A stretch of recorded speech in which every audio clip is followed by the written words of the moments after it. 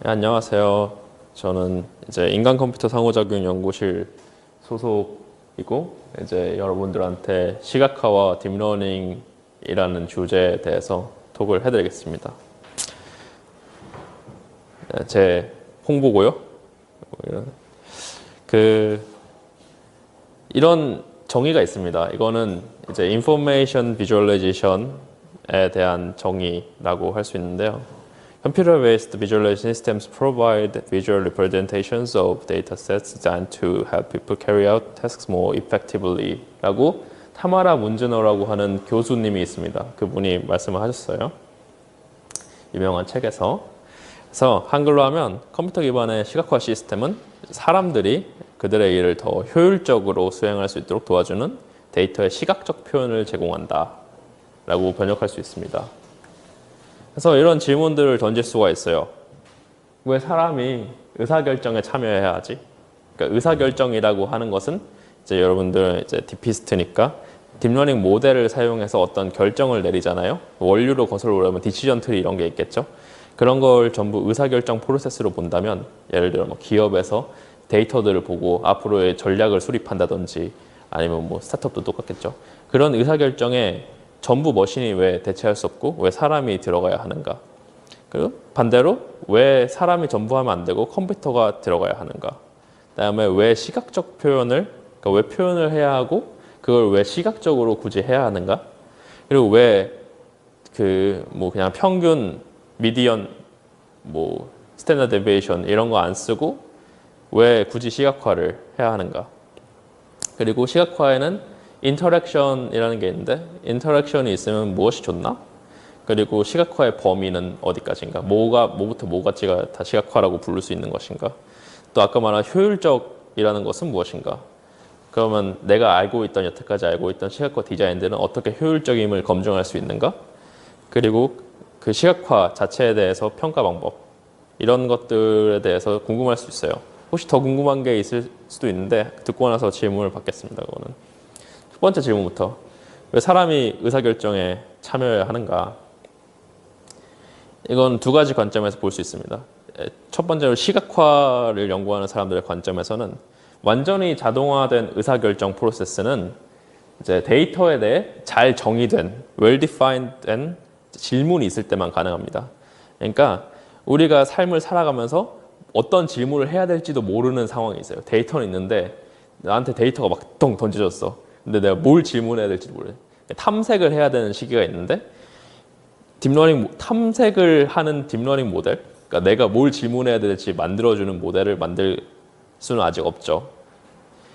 강인공지능이 없으니까요. 머신러닝 관점, 그게 그건데 강인공지능이 등장하기 전까지 어쨌든 사람이 프로세스에 투입이 돼야 돼요. 가장 단순한 모델로서는 저기 위에 있는 단순한 슈퍼바이스드 모델이 있습니다. 그러니까 사람이 레이블링을 하고 그게 머신한테 가가지고 트레이닝을 하는 구조죠. 이 단순한 관점에서도 휴먼이 들어가 있어요. 두 번째, 머신이 그냥 아웃풋을 내뿜는 그냥 자기 스스로 학습하는 과정인데도 이제 머신이 컨피던트 하지 않으면 사람이라는 지도 감독관한테 이제 나 컨피던트 할 때 어노테이션을 받는 방식이 있습니다. 이 방식을 이제 휴먼 인 더 루프라 그래요.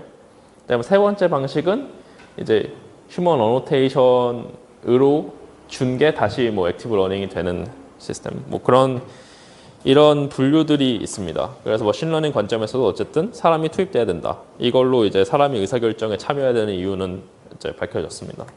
두 번째, 컴퓨터가 왜 의사결정에 참여해야 하는가? 자, 이게 어떤 시각화 시스템의 예시입니다. 이런 시각화 시스템을 노드링크 다이어그램이라고 하는데 여기 있는 점을 노드라고 그러고 선을 링크라 그래요. 그래서 이게 세레브랄이라는 논문에서 나온 건데 어떤 서브셀룰러 네트워크에 대한 시각화입니다. 각각이 이제 서브셀룰러에 있는 그 생물학적 구조를 이제 노드링크 다이어그램으로 나타낸 건데 이거를 이제 사람이 직접 그릴 수 있으면 컴퓨터가 필요가 없습니다. 못 그리잖아요. 그러니까 컴퓨터가 시각화에는 꼭 필수적으로 들어가야 된다. 옛날에는 손으로 다 그렸어요.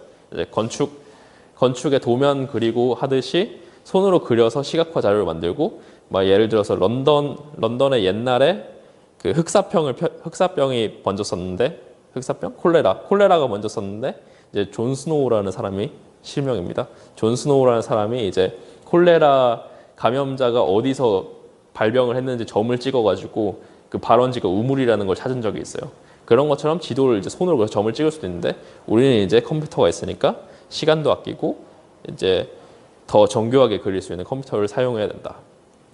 이걸로 이제 컴퓨터가 의사결정에 참여해야 되는 이유가 나왔고, 왜 표현을 해야 하는가?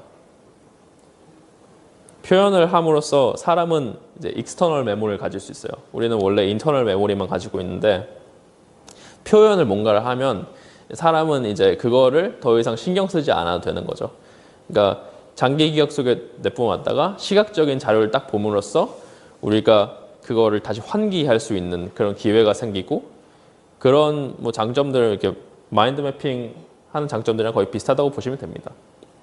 그래서 뭐 이거를 표현을 함으로써 뭐 공유도 할 수 있고, 뭐 그걸 보고 내장 메모리에 그걸 계속 그 인터널 메모리에 계속 그걸 상정하고 있지 않다 보니까 다른 생각을 할 수 있는 공간이 생기게 되는 거죠.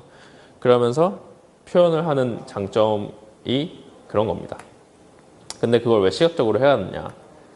이제 얘는 그 뉴로 신경과학 의사들이 쓰는 사이트에 이제 어떻게 검진을 할 것인가 할 때 나오는 자료인데 누가 해놨는데, 이제 눈에 대해서 다섯 번의 질문을 던지고, 모터 이제 팔, 뭐 목 돌리고 이런 거에 대해서 5번의 질문을 던지고, 감각 이제 뭐 듣고 만지고 이런 거에 대해서 5가지 질문을 던져라라고 할 만큼 눈에 너브가 많아요. 그리고 밴드위스도 굉장히 넓습니다. 예, 오디터리나 뭐 다른 센서리들에 비해서 훨씬 많아서 이제 일단 시각적으로 자극을 줘야지 그게 표현에 있어서 추후에 정보를 불러일으키는데 큰 도움이 되는 거죠. 그래서 표현을 굳이 뭐 청각적으로도 안 하고 촉각적으로도 안 하고 후각적으로도 안 하고 시각적으로 하는 겁니다. 왜 통계치를 사용하지 않느냐? 이거는 2017년 카이의 어도비에서 나온 논문인데요. 이 모든 플롯들이 전부 같은 통계치를 가지고 있습니다. X축에 대해서 평균도 같고 스탠다드 디비에이션도 같고 Y축에 대해서도 마찬가지고 X, Y의 피어슨 코렐레이션도 같아요. 같은데 이렇게 다른 그림들이 있을 수 있다는 거죠. 그래서 이 데이터가 사실 나는 그림이라는 걸 모르고 받았는데 찍고 나서 보니까 공룡이라는 뜻이더라 라는 게 절대 통계치만 봐서는 알 수 없는 거죠. 그러니까 데이터가 어떤 그림인 거를 알고 받았을 때는 상관이 없는데, 내가 뭔가 그냥 숫자들만 받았는데 그거가 그림인 걸 모르고 다른 리프레젠테이션을 표시하면 되게 비효율적이잖아요. 그래서 일단 시각화를 해보면 이 데이터가 어떤 분포로 이루어져 있는지가 눈에 보이니까 이런 걸 쓸 때도 유용하니까 통계치를 굳이 사용하지 않고 시각화를 일단 해보라는 겁니다. 인터랙션이 있으면 뭐가 좋냐? 이건 이제 패러렐 코디네이트라고 하는 시각화인데요. 이제 패러렐 코디네이트라는 의미 그대로 이제 코디네이트 엑시스들이 이제 패러렐하게 배치가 돼 있어요. 엑시스들이 어떤 값들의 그냥 엑시스인데 그 차원들 각각에 대해서 이게 멀티 디멘션 데이터라고 하면 이 차는 차 데이터인데 차는 어떤 뭐 종류고 어떤 MPG 가지고 어떤 뭐 중량이 있고 어떤 엑셀이 있고 몇 년도에 나왔으며 뭐 어디서 나왔다 뭐 이런 것들을 다 찍어가지고 선으로 연결을 하는 식으로 시각화를 한 거예요. 그래서 이 긴 선 하나가 뭐 차종 하나라고 볼 수 있는데 이게 되게 많아지면 클러터라고 해서 선들이 겹치고 시각적으로 볼 수 없습니다. 그러면 이때 인터랙션이라는 개념이 굉장히 좋은데 이 인터랙션 예시 같은 경우는 패러렐 코디네이트 위에 상한선과 하한선을 지정함으로써 각 이제 엑시스들의 상한선, 하한선에 있는 게 엔드가 돼가지고 거기에 해당하는 라인 뭐 하이라이트가 돼가지고 내가 원하는 이제 범주에 있는 것만 이제 트렌드를 보여줄 수 있는 거죠. 이런 데서 인터랙션을 유용하게 쓸 수 있다. 시각화의 범위는 어디까지인가? 아까 그랬듯이 데이터의 시각적 표현이라는 게 있는데 그거는 말 그대로 시각적으로 인지할 수 있는 전체 범위를 뜻해요. 그러니까 여러분들이 흔히 알고 있는 텐서보드, 당연히 시각화입니다. 텐서보드도 시각화지만 이 구글 포토 있잖아요. 구글 포토도 시각화 시스템이라고 볼 수 있어요. 왜냐하면 이미지라는 데이터셋을 시각적으로 표현을 하기 때문이죠. 그 다음에 효율적이라는 거는 뭘까요? 이를 효율적으로 도와준다고 아까 정의에 있던 거는 시각화 시스템이 미적인 면, 그러니까 이 차트를 봤을 때 아름답다, 이 PPT를 봤을 때 글씨가 예쁘다, 뭐 그런 것보다 기능적인 면을 더 중시한다는 거를 그런 점을 내포해요. 그래서 시각화 시스템을 만들 때 경률 중에 function first, form next라는 게 있는데 먼저 기능을 충족하도록 시각화 시스템을 만들고 그 다음에 아름답게 꾸며랍니다. 왜냐하면 기능적으로 충실한 거는 못생겨도 기능을 수행할 수 있지만 그리고 나중에 아름답게 만들 수 있지만 아름답기만 한 것은 내가 원하고자 하는 거를 이루지 못하기 때문이죠. 그러니까 시각화 시스템이라는 게 단순히 이걸 예쁘게 그려서 보여줘야지라기보다 이제 아까 전에 말했던 장점들을 더 부각시키는 용도로 많이 쓰인다는 거죠. 내가 알고 있는 디자인들은 그럼 과연 효율적인가? 뭐 이런 차트가 있습니다. 그러니까 내가 어떤 걸 시각화를 해야 되는데 이런 점들 하나하나가 다 시각화에 대한 해답이에요. 어떤 이디엄, 비주얼라이제이션 이디엄이라고 볼 수 있는데 그거를 이제 스페이스가 4개가 있는데 일단 굿을 보면 노운 스페이스가 넓어요. 그러니까 노운 스페이스가 넓다는 거는 시각화를 어떻게 해야 되는지에 대한 예시를 많이 알고 있다는 거죠. 여러분들이 이제 딥러닝 모델을 만들 때도 어떤 모델들이 있다, 어떤 메커니즘들이 있다, 뭐 어텐션이라는 게 있는데 이걸 나중에 써봐야지 이렇게 미리 알고 있는 것들이 있잖아요. 시각화에서도 아까 제가 보여드렸던 패러렐 코디네이트나 노드 링크 다이어그램이 이미 있다는 걸 알고 있는 것과 있다는 걸 모르고 있는 거에서 나타나는 차이가 노운 스페이스의 차이예요. 노운 스페이스 자체가 적으면 컨시더레이션 할 것도 적고 프로포절 할 것도 적고 셀렉트 할 것도 적습니다. 그래서 좋은 솔루션을 찾을 수 있는 그 서치 스페이스 자체가 좁다는 거죠. 그래서 여기가 중요한 거는 내가 지금 알고 있는 디자인들이 효율적인지를 알려면 다른 시각화 좋은 시스템들이 뭐가 있는지 좋은 시각화 시스템들이 뭐가 있는지 알아야지 내가 알고 있는 게 효율적인지를 판단할 수 있다는 거죠. 그러면 그거 좋은 시스템들을 어떻게 구하냐? 혹은 내가 시각화를 만들었는데 그게 아까 이 동그라미인지 네모인지 X인지 어떻게 판별을 하냐? 평가 방법이 이렇습니다. 이거는 이제 뭐 아까 말했던 그 타마라 문준호 씨가 또 만든 어떤 프레임워크인데요. 크게 4가지의 영역으로 시각화 시스템을 나눕니다. 시각화 시스템을 디자인할 때 그 문제 해결 과정을 4가지로 나누는데 첫 번째는 도메인 시츄에이션이에요. 그러니까 내가 시각화 시스템을 만들면 그 시각화 시스템을 쓰는 사람이 있을 거 아니에요? 그 사람을 이제 도메인 엑스퍼트라고 상정을 하는데 도메인 엑스퍼트들의 상황을 알아야 돼요. 지금 무슨 툴을 쓰고 있고, 그러니까 딥러닝계에서는 텐서보드, 뭐 비즈덤, 뭐 얼마 전에 나온 그거 있잖아요. 그 뭐지? 비홀더? 뭐 그런 것들을 쓰고 있다는 거를 뭐 잘 알아야지 나중에 밑에 있는 게 평가 방법인데 이 내가 구현한 시각화가 어둠션이 얼마나 됐는지를 파악할 수 있어요. 그다음 두 번째는 데이터 태스크 앱스트럭션인데 시각화를 하고자 하는 데이터와 그 시각화를 통해서 이루고자 하는 태스크가 멘탈 모델 속에서 잘 추상화가 돼 있어야 됩니다.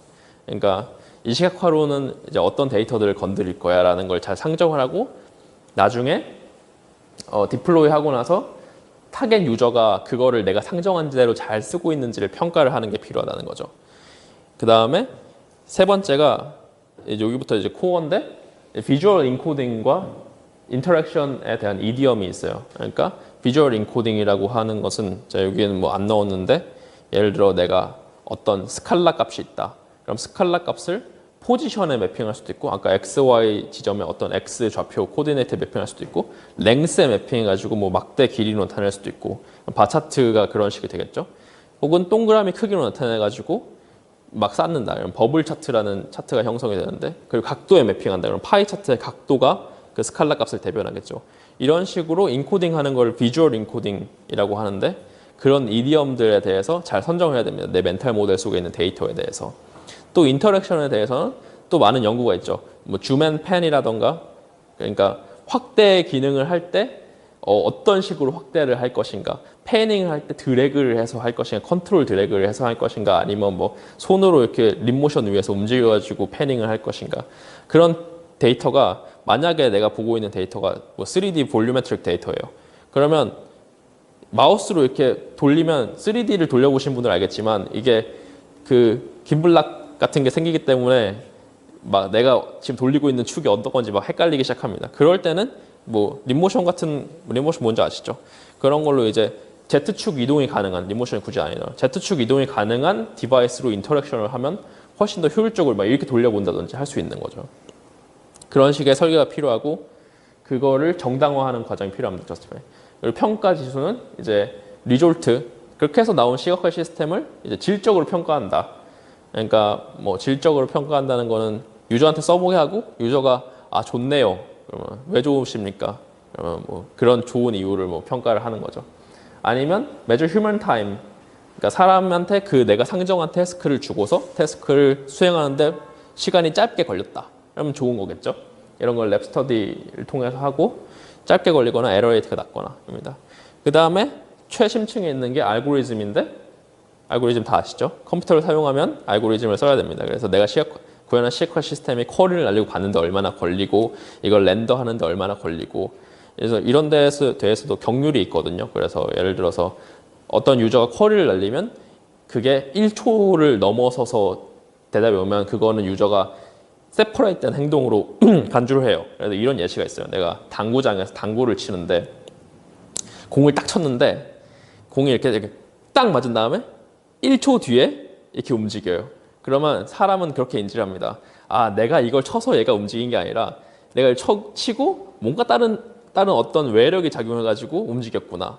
근데 1초 내에 움직이면 탁 치고 1초 좀 길긴 한데 이렇게 움직이면 연속적인 내가 한 이니셔티브에 의해서 그 행동이 일어났다고 인지를 하게 되는 거죠. 뭐 당구공 경우는 더 짧은데 시각화 시스템의 경우는 1초 정도면 내가 클릭을 한 거에 의해서 이 행동이 일어났거나 자연스럽게 생각한답니다. 그래서 그런 그런 타임과 컴퓨터 메모리의 소비량을 매저하는 게 중요하고, 이제 컴퓨테이셔널 컴플렉시티, 뭐 빅 O 같은 거를 다 계산해가지고 혹시 시스템에 뭐 설명을 할 때 그런 걸 쓰면 좋겠죠. 우리는 막 ON 안으로 쓸 수 있다, 막 이런 식으로 시각화를 평가할 수 있습니다. 그러니까 이건 사실 평가라는 거는 여러분들이 뭔가를 어둠션 할 때 쓴다기보다는 새로운 시스템을 만들 때, 그러니까 내가 뭐 텐서보드만 쓰는데 여기서 쓰는 시각화 시스템보다 내가 좀 더 좋은 시각화를 만들고 싶어. 이럴 때 이제 이런 걸 쓸 수 있는 거죠. 그래서 이런 질문을 던질 수 있는 거에 대해서 다 대답을 했습니다. 제가. 혹시 석연치 않은 게 있나요? 여기서 질문 한번 받고 할게요. 네. 그 시각화라는 걸 들어보면 도메인 널리지를 갖고 있는 사람이 시각화를 하는 거에 대한 얘기가 주가 된 것 같네요. 도메인 논리지를 갖고 있는 사람이 시각화하면 제일 좋은데요. 도메인 논리지만 갖고 있는 사람은 시각화 이디엄, 아까 보여드린 그 스페이스에 대한 지식이 없어요. 그래서 제일 좋은 거는 시각화 엑스퍼트가 도메인을 잘 이해하고 그거 시각화 시스템을 설계하는 게 제일 좋아요. 제일 좋기로는. 혹은 도메인 익스퍼트가 시각화 시스템을 배워서 시각화를 하던가. 네. 근데 그래서 시각화 내가 구현하고 싶은데 어떻게 구현할지 모르잖아요. 시각화 어떻게 구현하지? 그래서 일단 친숙한 텐서플로우의 차트 있잖아요. 차트 어떻게 그리는지 알고 계시는 분 있어요? 없죠. 차트 뭐 이렇게 텐서플로우로 그리진 않았을 거 아닙니까? 뭔가 그리는 뭔가가 있겠죠. 그러니까 이거 웹에서 동작하잖아요. 웹에서 동작하는 거에는 이유가 있어요. 왜냐하면 그 웹 언어가 아닌, 그러니까 자바스크립트가 아닌 언어로 만들어진 시각화 라이브러리가 전무하기 때문이죠. 여러분은 뭐 매플론립 있어요, 뭐 이렇게 말할 수 있는데 매플론립은 여러분들이 매플론립에서 확대를 해보셨으면 알겠지만 확대한 걸 뒤로 가게 하면 백스페이스를 눌러야 됩니다. 뭐 휠다운 하면 확대 안 풀려요. 그래서 그런 자연스러운 인터랙션조차 없는 라이브러리이기 때문에 매플론립은 이제 완전한 시각화 라이브러리라고 할 수 없어요. 그리고 완전한 시각화 라이브러리가 되려면 내가 새로운 시각화 시스템을 구현하고자 한다. 그럼 그걸 그릴 수 있어야 돼요. 매플론립은 못 그리죠. 노드링크 다이어그램도 못 그려요. 매프로립은. 어떻게 그렸냐? 그래서 텐서보드의 코드를 뜯어보면 이제 타입스크립트 내부에 이런 게 있습니다. 타입스크립트 코드예요. 저 플로터블이라는 데서 저걸 다 가져와서 씁니다. 플로터블은 이런 C커 라이브러리인데요. 제일 위에 built on top of D3라고 써 있어요. D3가 여러분 D3도 뭔지 모르시잖아요. 근데 D3 위에 만들었대요. 그러면 D3를 보면 되겠죠. 일단 D3를 넘어가기 전에 이 플로터블도 충분히 좋은 뭐 라이브러리입니다. 하지만 내가 원하는 시각화를 만들 수 없어요. 플로터블은 약간 뭐 점 바차트 하고서 그럼 바차트가 딱 만들어지고 점 엑시스는 이렇게 했으면 좋겠어. 막 이러면 엑시스 막 길어지고 막 범위 바뀌고 막 엑시스 색깔 막 바뀌고 막 바 색깔 바뀌고 이런 거 다 할 수 있는데 아까 패러렐 코디네이트 있잖아요. 그런 신박한 이제 새로운 내 멘탈 모델 속에 있는 시각화를 구현할 수는 없습니다. D3란 뭐냐? D가 3개, 데이터 드리븐 다큐먼트입니다. 다큐먼트라는 거는 HTML을 말해요. HTML 문서를 다큐멘트라고 하고 데이터 드리븐이라고 하면 데이터로부터 그린다는 뜻이죠. 그래서 D3JS는 이제 잘 쓰면 모든 걸 그릴 수 있는 라이브러리입니다. 만능 이제 뭐 그림판 같은 거라고 생각하시면 돼요. D3JS는 SVG 객체로 뭔가를 그려요. 그러니까 벡터 그래픽으로 그린다는 거죠. 그래서 내가 단순히 그냥 그림 그리는데도 쓸 수 있어요. 그래서 이게 GitHub 라이브러리인데 스타가 지금 65K인가? 65,000개 스타가 찍혀 있는 자바스크립트 라이브러리 중에서 아마 뭐 3위 안에 제일 큰 라이브러리들 중에 하나예요. 그래서 D3JS는 아까 제가 말씀드린 시각화 시스템의 필수적 요건 3가지를 전부 다룰 수 있는 자바스크립트 라이브러리인데요. 여러분들이 자바스크립트를 써보셨으면 알겠지만 자바스크립트 라이브러리들은 다큐멘테이션이 굉장히 잘 되어 있습니다. 그러니까 텐서플로우랑 비할 바가 안 돼요. 다큐멘트에 있는 메소드 하나마다 예시가 다 써 있고 들어오는 인풋과 아웃풋의 이제 뭐 가능성이라던가 그거의 옵셔널리티라던가 다 써 있습니다. 텐서플로우는 예시가 없잖아요.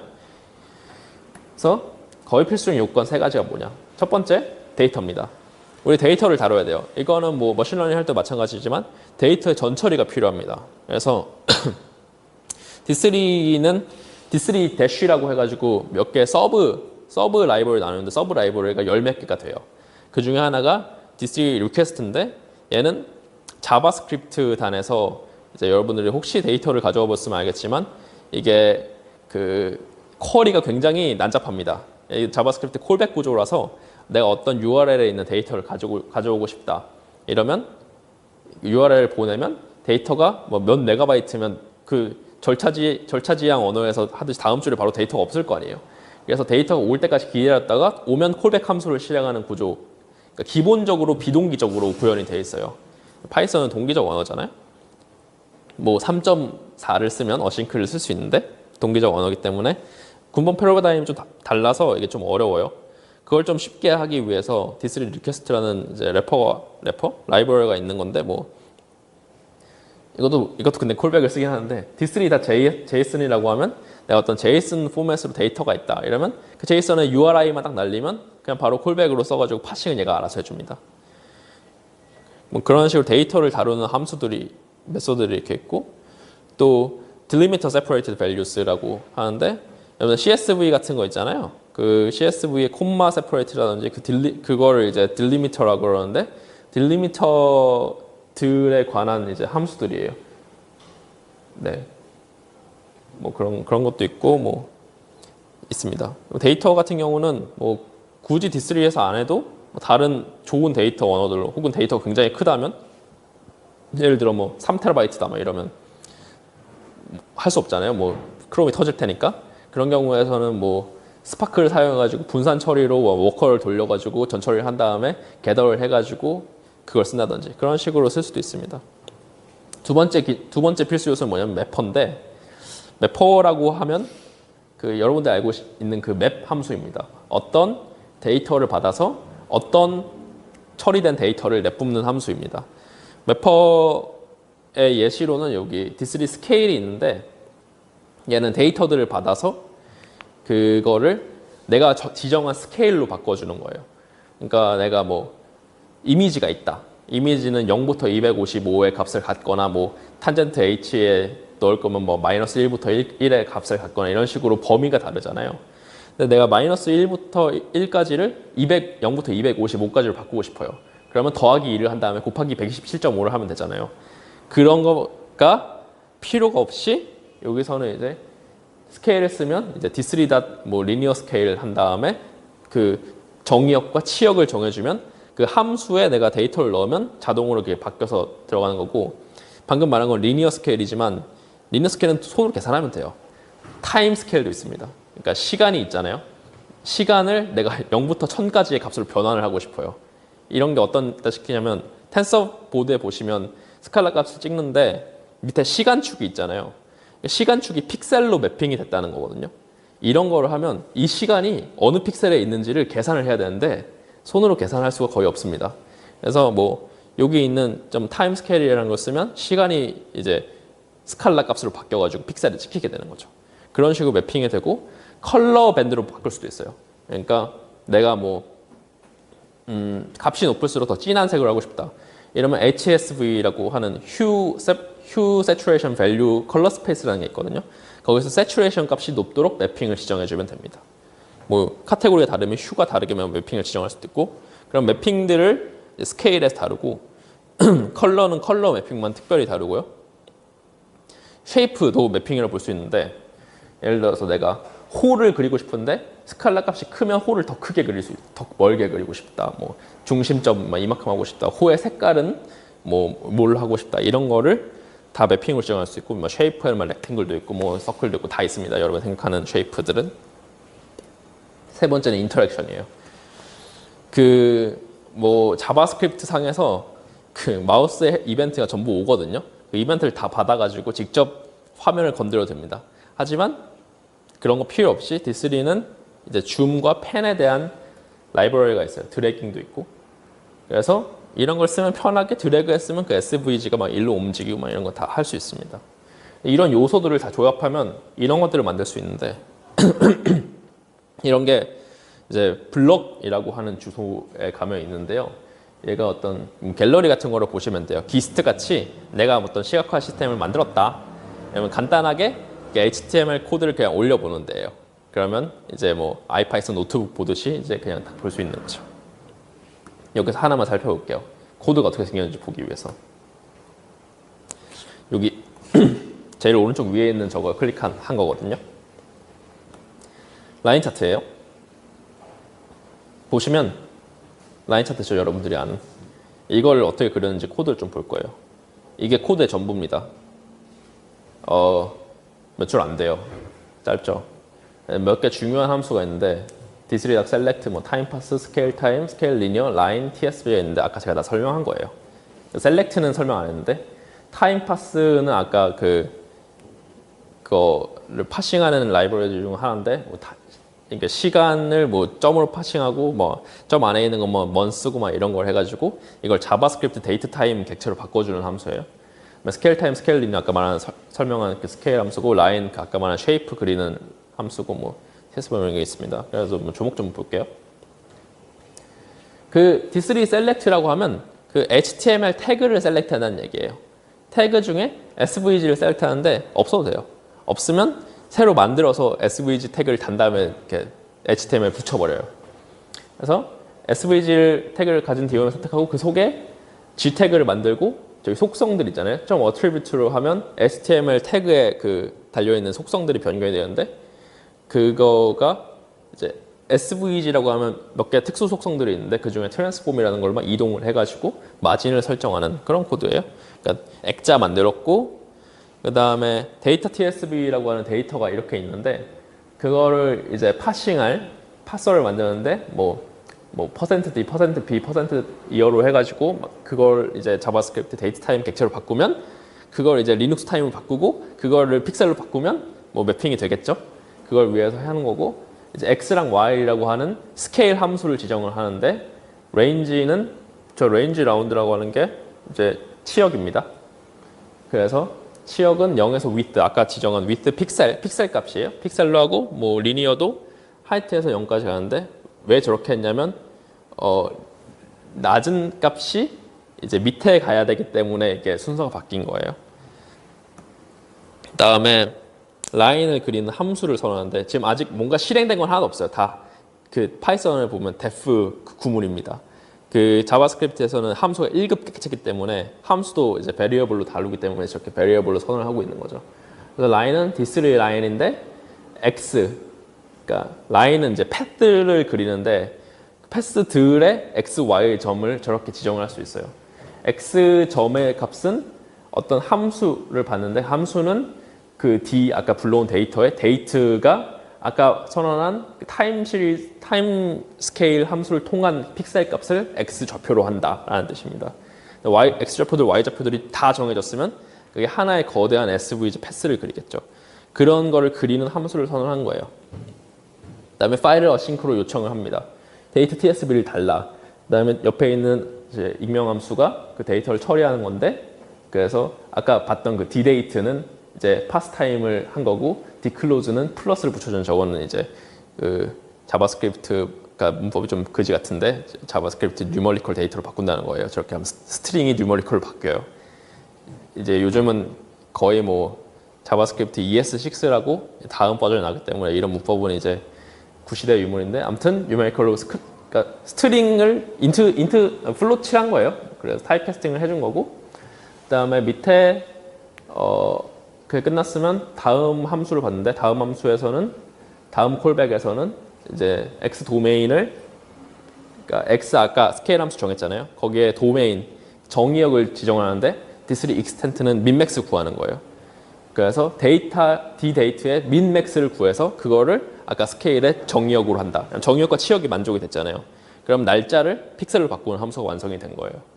그다음 y도 똑같이 어떤 그 밸류를 그 익스텐트를 구해서 y 도메인을 넣는 거예요. 그다음에 아까 SVG 밑에 그린 G 있잖아요. 그 밑에 G를 또 만들고, 그건 이제 우리가 축으로 할 건데, 스케일 아까 x가 스케일 함수잖아요. 그거를 디스리 액시스 바텀이라는 데 넘겨주고 그걸 콜을 하면 그냥 그려요. 거기다가 쫙 그립니다. 축을 그리고 그 축을 이제 좀 옮기는 거죠. 트랜슬레이트로 밑으로 내려요. 그 처음에 G가 생성된 위치가 0,0이라서 밑으로 내린 거예요. 그 다음에 그 이게 메소드 체이닝이라고, 메소드 끝날 때 항상 그 오브젝트들을 계속 리턴하는데, 그 리턴된 오브젝트 엑시스 아닐 겁니까? 엑시스에서 이제 도메인을 셀렉트해서 그거를 리무브를 해버리면 뭐 선이 사라져요. 뭐 이런 요소들은 짜잘한 거니까. 그리고 G 밑에 G축을 또 만들어서 이거는 Y축으로 해가지고 얘는 좀 뭐 돌리고 막 옆으로 가고 색깔도 바꾸고 뭐 글씨 폰트도 바꾸고 뭐 태그도 달고 이런 짜잘한 것들인데 다 없어도 돼요. 그래서 Y축 만들고 축 속성 조절한 다음에 아까 선언한 라인 함수 있죠? 위에 짜잘한 거는 그 라인들의 다 속성인데, 밑에 그냥 그 위에 있는 패스의 어펜드 어트리뷰트로 D가 이제 데이터인데, 데이터로 라인을 주면 그 라인을 콜을 해가지고 쫙 그립니다. 그러면 다 그려져요. 그래서 이런 식으로 시각화 요소들을 보면 하나하나씩 쪼개가지고 그걸 결합하는 형태로 그렸다는 걸 알 수 있어요. 근데 이러면 내가 원하는 거는 그릴 수 있는데 조그만 걸 그리더라도 신경을 되게 많이 써요. 그래서 텐서플로우도 원하는 걸 할 수 있는데 하려면 신경을 많이 써야 되잖아요. 그래서 디스리도 하이레벨 라이브러리들이 많은 거예요. 하이레벨 API들이 많고, 아까 본 플로터블도 하이레벨 API입니다. 왜냐하면 텐서보드에서는 독창적인 시각화를 쓰지 않기 때문이죠. 독창적인 시각화를 쓰지 않고 이미 있는 시각화들만 다 쓰기 때문에 그냥 플로터블만 가져와도 충분했던 거예요. 근데 아까 그 텐서보드 임베딩 거기에서는 제가 알기로는 D3를 쓰지 않고 그 3JS를 쓰는 걸 알았어요. 웹GL을 쓰는 걸로 알고 있는데, 웹GL은 이제 좀 다른 범위예요. 그거는 이제 SVG로 그리는 게 아니라 어떤 캔버스 객체 위에 그리는 거기 때문에 그거는 그냥 그리는 거예요. 그냥 그리는 건데, 그래서 데이터 드리븐이라고 하기보다는 그냥 찍는 거예요. 그거 관련해서도 다룰 수 있는데, 평면적인 시각화는 이제 D3에서 잘 할 수 있고, 뭐 D3도 노력을 하면 할 수 있는데 3D는 아마 그 웹젤로 하는 게 더 편할 겁니다. 그래서 아까 모든 거를 그릴 수 있다고 한 거에서는 2D 모든 거예요. 3D 돌리는 것도 되긴 되는데 어렵습니다. 그래서 시각화에 대해서 제가 열심히 말했는데, 시각화가 딥러닝 연구를 위해서 뭘 해줄 수 있냐라는 게 이제 중요하지 않겠습니까? 그래서 딥러닝을 위해서 시각화가 지금 하고 있는 거를 제가 텍소노미를 좀 정해봤는데 첫 번째 텍소노미는 지식의 전파를 위해서입니다. 페다고지컬한 그런 느낌이에요. 지식의 전파를 위해서 텐서 플레이그라운드라고 하나? 텐서 보드 플레이그라운드가 뭐 그냥 플레이그라운드.점 텐서플로우 들어가면 이런 게 있는데 다들 써보셨죠? 이런 거 막 이렇게 레이어 막 추가하고 뉴런 막 바꾸고 이러면 각 뉴런들이 어떤 걸 어떻게 바꾸고 그게 어떻게 이 경계를 나누는지에 대해서 시각화를 해놓은 거예요. 이거는 시각화래. 딥러닝을 잘 아는 사람이면 굳이 볼 필요가 없죠. 왜냐하면 우리는 그 뉴런들이 어떻게 작동하는지가 멘탈 모델로 설정이 되어 있는 거예요. 아까 제가 말씀드린 멘탈 모델로 이 시각화된 구조가 내재되어 있는 사람들, 그런 사람들이 도메인 엑스퍼트인데 도메인 엑스퍼트들한테 이런 툴은 필요가 없어요. 그러니까 자기가 알고 있는 거를 다른 사람한테 전파하기 위해서 만든 거죠. 단순히. 딥러닝을 모르는 사람도 이걸 보면 아 이런 구조를 작동을 하는구나 알 수 있게 교수적인 목적이죠. 이런 목적으로 시각화가 동작을 하는 게 여러 개 있고요. 두 번째로 모델 효과의 입증을 위해서 시각화를 합니다. 이거는 이제 어텐션 메커니즘의 한 예인데요. 이거 당연히 시각화죠. 당연히 시각화고 지금 보면 아까 제가 말했던 시각화의 언어로 해석을 하면 그 컬러 필드가 레인보우 컬러 밴드라 그래요. 그러니까 빨간색부터 그 남색까지가 이제 스케일로 이렇게 돼 있어가지고 높은 거는 빨간색이고 낮은 거는 남색으로 이렇게 컬러가 매핑이 되어 있는 거죠. 아까 제가 말씀드린 매퍼를 통해서. 그다음에 어텐션 값이 높을수록 빨간색으로 하고 낮을수록 파란색으로 매핑이 되어 있는 거예요. 이 시각화 시스템 찍기로는 뭐 매플롤립으로 찍었건 뭘로 찍었겠죠? 근데 인터랙티브 하지 않을 거예요, 아마. 근데 이거를 이제 웹 데모를 내가 하고 싶다. 웹 데모를 하고 싶어. 그러면 매플롤립을 절대 할 수 없습니다. 웹 데모를 하고 싶다. 그리고 뭐 이걸 내가 딴 사람한테 보여주고 이 효능을 설명하고 싶다. 이럴 때 웹 데모가 있으면 좋겠다. 이러면 웹으로 만들어가지고 어떤 프레임들을 하는데 프레임에 위에서 막 드래그를 해가지고 사람을 지우면 어텐션이 어떤 식으로 바뀌고 문제의 정답률이 어떻게 낮아지고 이런 인터랙티브한 시스템을 만들 수 있습니다. 아무도 만든 사람은 없지만 여태까지. 그러니까 그런 효과적인 데모를 위해서 그러니까 즉 모델 효과 입증을 위해서 모델 질적인 효과 입증을 위해서 쓸 수 있다는 거죠. 매저가 명확하면 쓸 필요가 별로 없어요. 근데 뭐 Generative Adversarial Network라든지 아니면 그 뭐 블루스코어로 평가하기 애매한 뭐 랭귀지 제너레이션 모델 같은 거라든지 그런 모델의 입증을 위해서 그 이런 시각화 시스템을 쓸 수 있습니다. 만들 수도 있고요. 그 앙드레 카파시 블로그에 뭐 RNN 모델 했을 때 어디 막 해가지고 집중해가지고 했는지 뉴런의 액티베이션 어디서 높은지 이런 시각화를 다 내가 원하는 대로 자유자재로 웹을 만들 수 있다는 거죠. D3JS를 잘 알면. 이거는 아까 말한 플로터블에서는 못 그립니다. 그리고 세 번째로는 디버깅을 위해서 쓸 수 있습니다. 그러니까 이거는 비홀더라고 이제 며칠 전에 나온 건데 각 이제 뭐 컨볼루셔널 필터의 값을 시각화를 막 한 거예요. 이거 비홀더는 어떤 식으로 만들었는지 제가 코드는 안 봤는데 D3는 안 만든 것 같아요. D3 안 만들고 뭔가로 한 것 같은데 텐서보드에 있는 API들을 써가지고 텐서보드에 있는 API를 굳이 안 쓰더라도 텐서보드를 안 쓰더라도 그 내가 원하는 시스템은 데이터만 있으면 언제든지 만들 수 있다라는 게 맞는 말입니다. 그러니까 시각화를 하기 위해서는 어떤 툴이 필요하다는 이제 툴이 있으면 편하다인 거죠. 툴이 있으면 편한데 그 툴로 내가 만들 수 없는 게 있어요. 그러면 직접 만들 레고 블럭이 바로 D3JS라는 겁니다.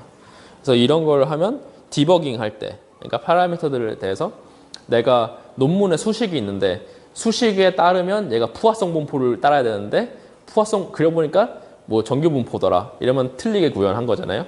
혹은 그 수식이 틀렸거나 그런 식의 그러니까 시각화를 통해서 디버깅을 할 수 있습니다. 왜냐하면 시각화는 원래 목적은 아까 말했듯이 뭘 질문 던져야 될지 모르는 걸 찾는 거예요. 근데 딥러닝 모델을 만든다는 거는 뭘 질문해야 될지 명확히 웰디파인된 질문이 있다는 뜻이니까 그 과정은 필요가 없고 그러니까 그 말은 다시 말하면 파라미터들이 시각화되고 이걸 어떤 분포지 이거는 내가 보고 알아야겠다 이런 건 필요가 없는 거죠. 수식의 분포가 다 있으니까. 근데 수식이 없을 때도 시각화를 하면 어떤 수식일지 사람이 유추할 수 있는 거죠. 그러니까 기계가 유추하는 게 아니라. 그러니까 그 다른 분야에서 시각화를 쓸 때는 그런 식으로 쓸 수 있다는 겁니다.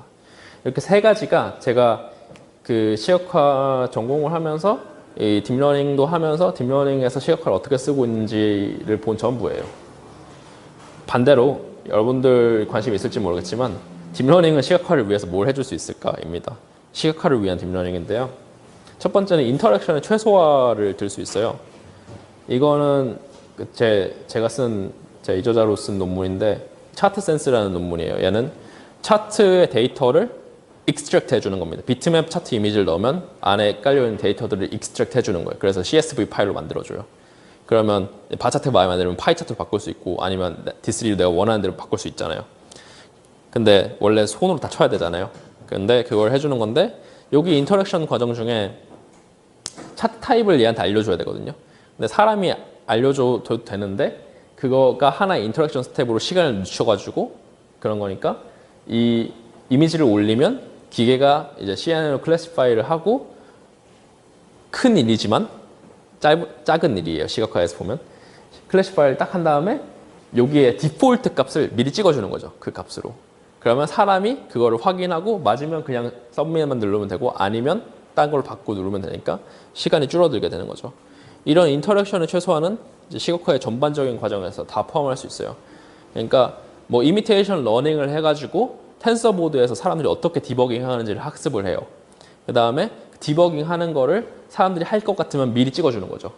그러니까 미리 뭐 시간축을 뭐 근 일주일로 바꿔준다던가 아니면 미리 스케일을 로그 스케일로 바꿔준다던가 뭐 미리 코드를 작성을 해가지고 막 이미지를 뽑아주는 코드가 자동화돼가지고 넣어주는 이런 것도 전부 시각화에 딥러닝이 적용될 수 있는 가능성이라고 볼 수 있습니다. 두 번째는 인간적인 매퍼인데요. 아까 매퍼를 제가 설명을 드렸는데 보면 구글 포토죠. 제 구글 포토에서 초밥이라고 검색을 한 거예요. 스시라고 검색을 한 거예요.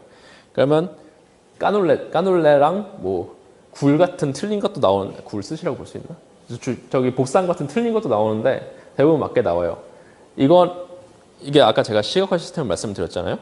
원래 이미지들을 보는 시각화 시스템에서는 뭐 이렇게 기계적으로 그냥 러닝하지 않고 통계적으로 알 수 있는 값들, 그러니까 뭐 컬러 히스토그램이라든지 이런 것들을 보여줄 수는 있지만 내가 어떤 이미지를 자연어로 쿼리를 날린다? 시각화 시스템에서 그거는 불가능했거든요. 근데 구글 포토는 이제 이거의 그 클래시피케이션을 해가지고 자연어로 쿼리를 날려도 내가 원하는 사진들을 찾아주는 거죠. 이런 게 이제 시각화 시스템에 딥러닝이 적용된 예라고 볼 수 있어요. 그래서 이렇게 서로 위에서 해줄 수 있는 게 있잖아요. 그래서 얘가 이걸 도와주고 얘가 이걸 도와주고 얘가 이걸 도와주고 얘가 이걸 도와줘서 선순환이 이루어질 수 있는 이런 협력 구조를 이룰 수 있어요. 근데 협력 구조를 이룰 수 있다고 보는 시각이 있습니다. 저는 그런 시각인데요. 또 뭐 비관적인 시각이 있어요. 그러니까 시각화 쪽에서 보면 비관적인 시각. 결국 강인공지능이 도래를 하든지 아니면 거기에 흡사한 시각화 시스템 뭔가 해주는 걸 해서 시각화가 다 필요가 없고 인간이 거의 루프에 들어갈 필요 없고 그런 낙원이 올 것이다라고 말하는 사람들이 꽤 많습니다. 4차 산업혁명이니까요. 근데 그런 일은 제가 보기에는 아직 멀었고요. 아직 시각화는 이제 할 수 있는 캐퍼빌리티가 많다. 여기까지가 제 발표입니다. 감사합니다.